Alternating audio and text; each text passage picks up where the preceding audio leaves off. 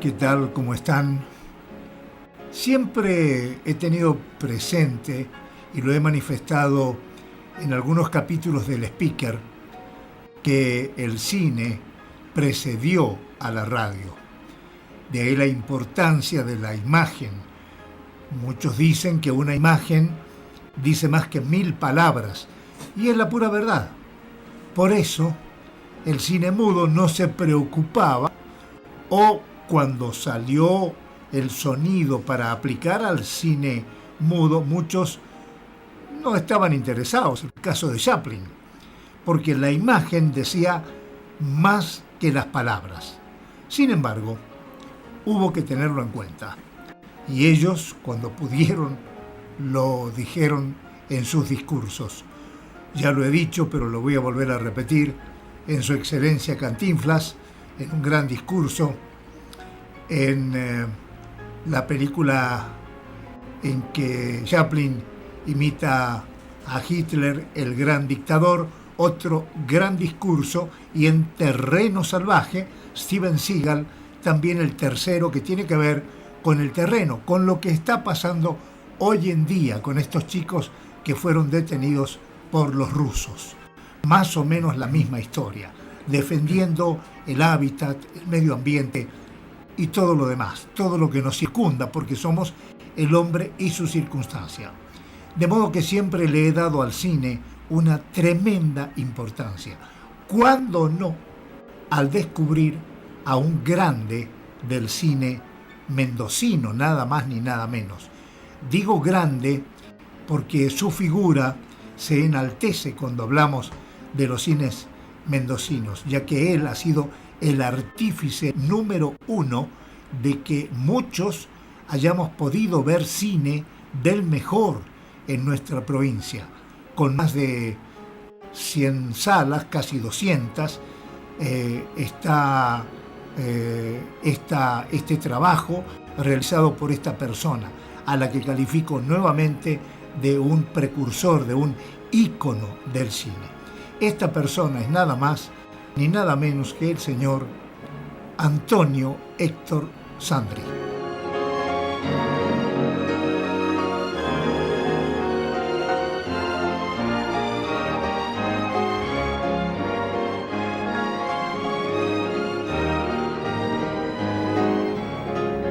Y aquí está él, don Antonio Héctor Sandri, en el Speaker.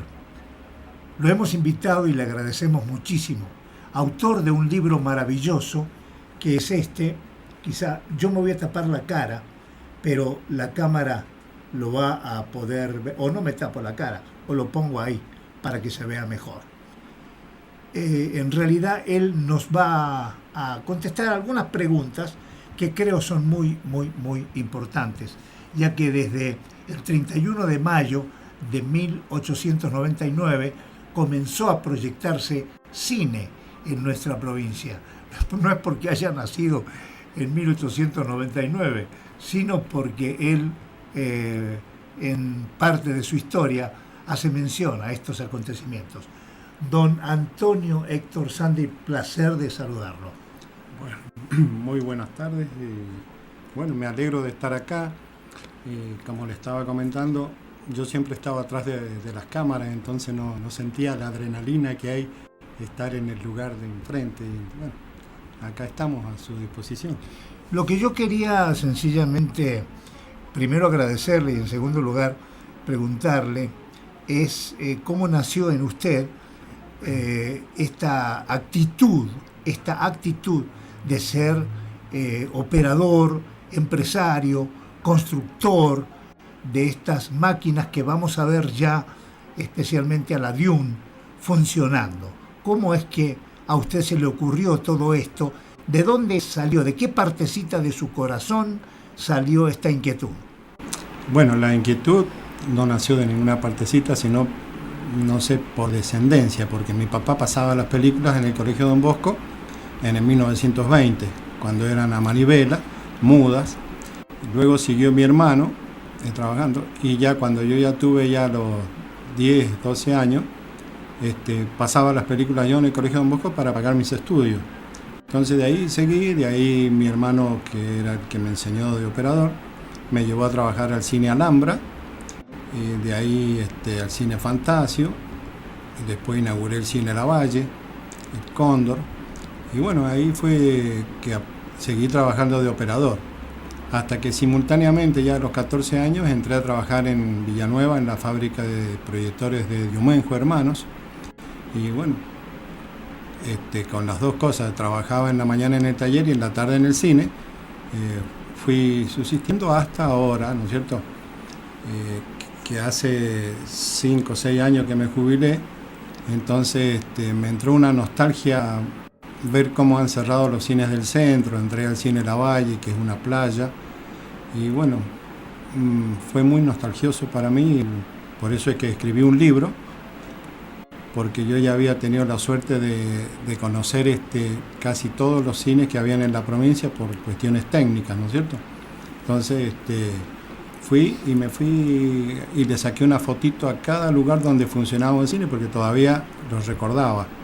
Ya más adelante no sé si vendrá el alemán y me hará perder pero y bueno, y así empecé a anotar todas las anécdotas, todas las cosas que vivía, y bueno, con la suerte de acordarme de los empresarios que eran en esos tiempos, quienes eran los dueños y los lugares donde estaban.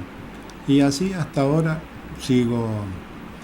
estoy con una inquietud muy grande de tratar de hacer un museo del cine, porque ya el cine ya pasó a ser todo digital, ya lo que es celuloide no va a estar más. Entonces quiero que quede un recuerdo para los jóvenes, que vean esa gran industria que fue el cine de celuloide, porque sigue siendo una industria el cine, pero esa industria, de la cual acá en Mendoza habían 120 salas.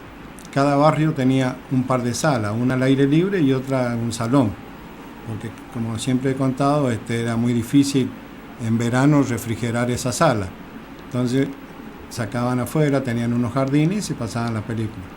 Para cerrar este segundo bloque, vamos a decir que mientras él, según lo que yo he podido deducir, mientras el señor Sandri pasaba la película en el colegio Don Bosco, el padre de un querido amigo, el padre de Carlos García, a lo mejor estaba acompañándome como compañero mío que era en el colegio Don Bosco, viendo alguna película de cowboys que estaba proyectando el señor Sandri como operador de ese cine.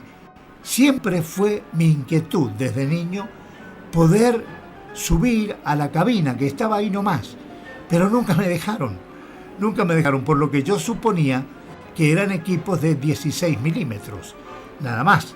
Sin embargo, eran equipos Dium o parecidos, creo que tenían otro nombre. Enerman 2 y Gauman. Gauman. Eran equipos de 35 milímetros los que estaban proyectados.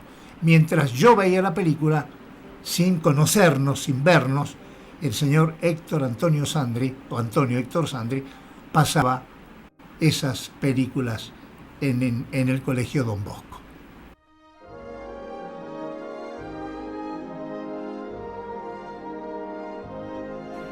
¿Quiénes no hemos pasado por el cine abierto, el cine al aire libre, el Cerro? ¿Quiénes no hemos tratado de escuchar en nuestro receptor lo que se estaba diciendo? Me refiero al cine que está cerca de El Chayao. Tratábamos de robar un poco el sonido con nuestra radio de AM, tratando de sintonizar y de ver a través de la ventana de nuestro vehículo lo que se estaba exhibiendo. La persona que está a mi lado, el señor Antonio Héctor Sandri, fue el propietario, el iniciador de ese autocine, El Cerro.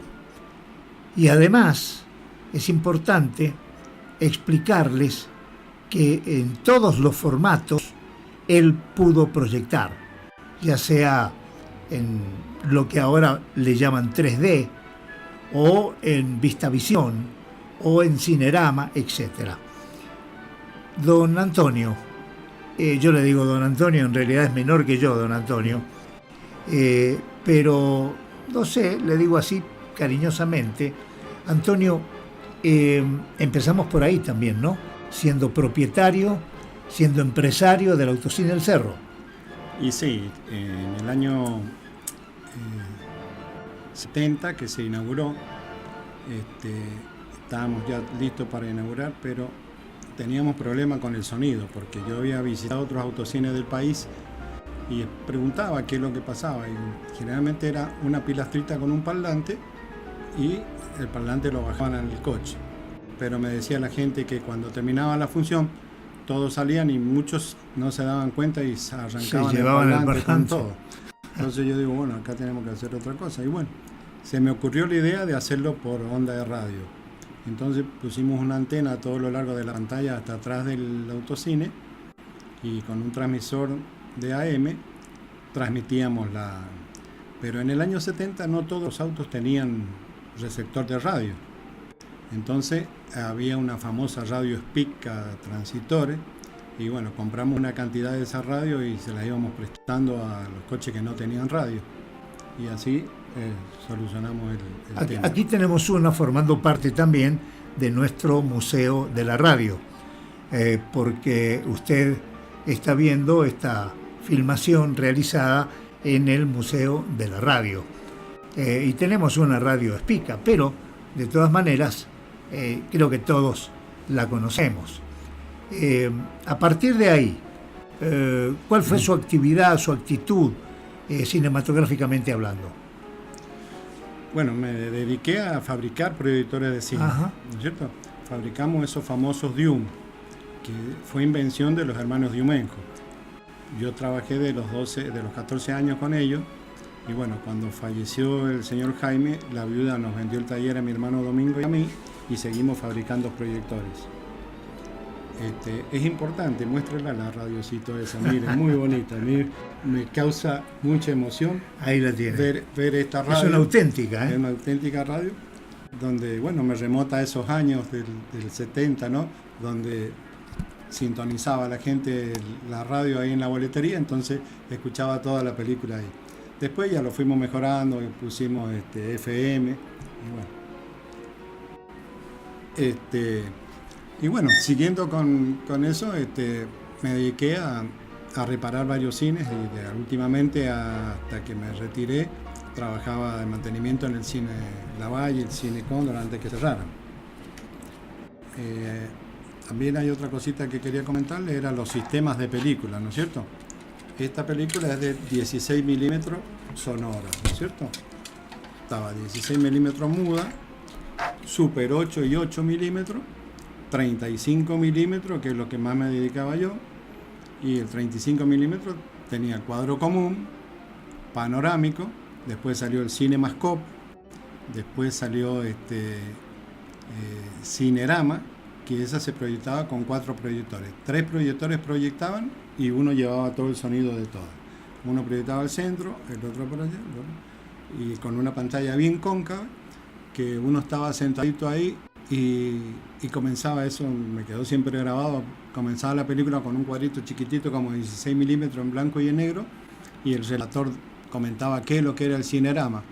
Después de que explica todo, se abre toda la pantalla con la escena, y bueno, la escena que a mí de Cinerama más me impactó fue una cámara puesta en un carrito de una montaña rusa, donde arranca y va, y bueno, uno llega a soliviarse por la emoción que siente, ¿no? Eso. Y un sonido estéreo tremendo, porque tenía 7, 8 bandas de sonido grabadas en nada más que una película, venían todas las bandas grabadas.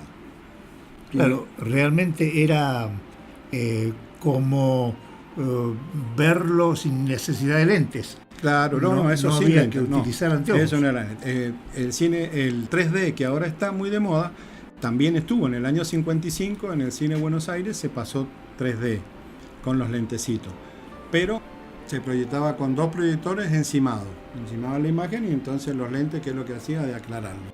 De modo que en la película Cinema Paradiso el director se queda corto, para mí, Por eso es que a veces la crítica es fundamental. Y la crítica va mucho más allá del hecho en sí. Los críticos a veces suele decirse que son terminantes, que son realmente destructivos, pero no es verdad. La crítica construye.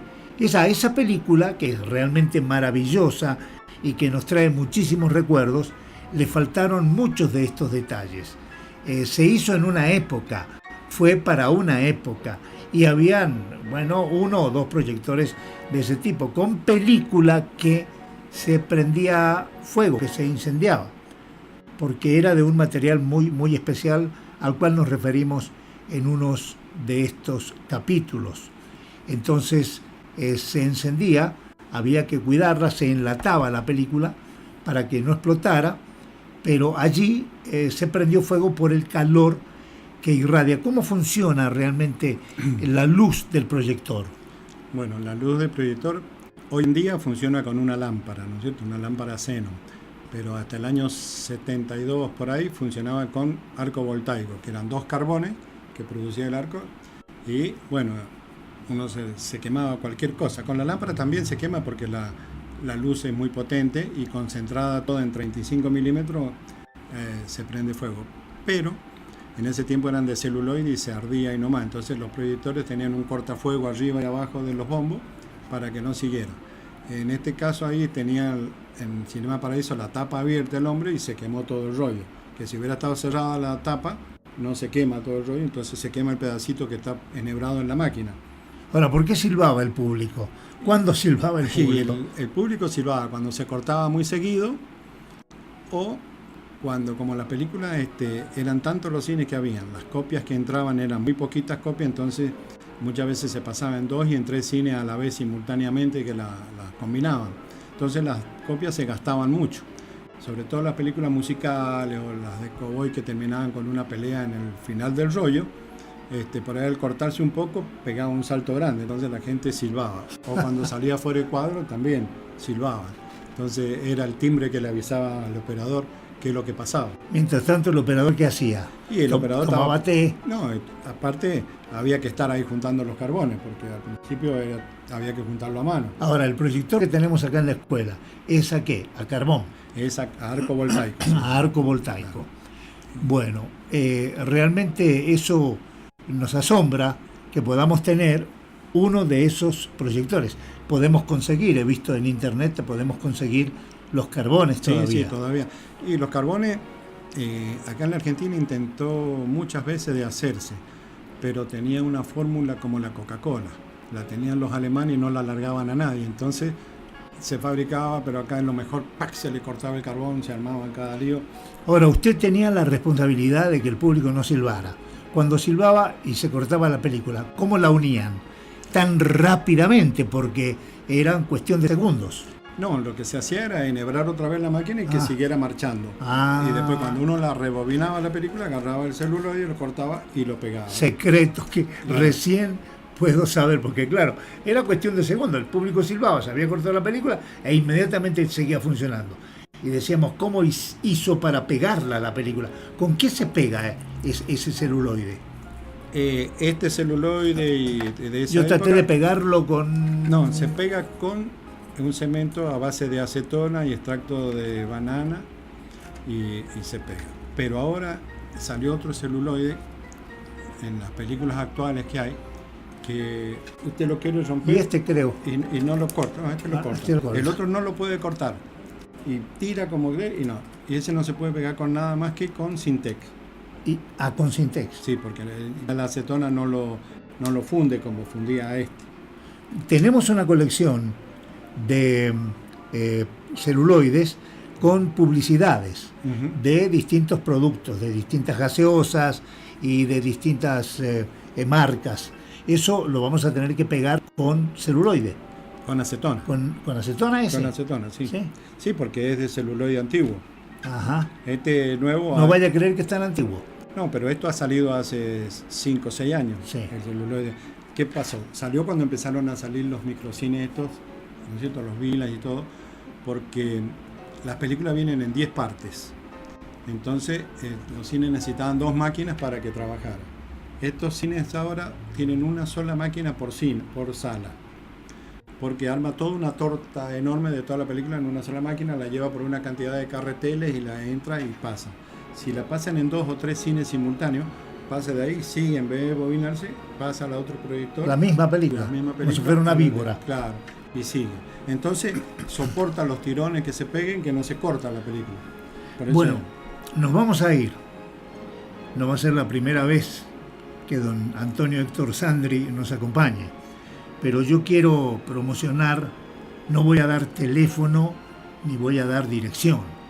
Sencillamente búsquenlo ustedes en Facebook o me buscan a mí y allí de alguna manera le podemos dar alguna referencia del libro que ya mencionamos de don Antonio Héctor Sandri, para que ustedes lo tengan, para que ustedes lo consigan, para que ustedes lean y averigüen simplemente por inquietud y se den cuenta de la cantidad de cines que promovían la ilustración, promovían el conocimiento, promovían la información, promovían todo lo que fuera paz, amor, unión familiar, y sacaban a los niños y a la gente de la calle. Había seguridad. El cine permitía que fuéramos al trasnoche, que era desde las 0:30 hasta las 2 o 3 de la mañana, sin ningún problema. Hoy los trasnoches los vemos en televisión. Este libro es muy importante y yo creo que muchos de ustedes deberían tenerlo. Don Antonio Héctor Sandri, muchas gracias. Somos amigos, creo que lo vamos a seguir siendo por mucho tiempo. Y ya sabe, esta casa es suya. Bueno, muchas gracias a usted, acá al equipo técnico, que realmente me han atendido muy bien. Y bueno, y expresar esto que, como decía Carlos, uno lo siente. Cuando uno lleva algo en el corazón, trata de expresarlo. Y yo no quiero ser egoísta y todo lo que sé lo quiero transmitir. Eso y nada más. Gracias. Señores, muchas gracias y hasta siempre.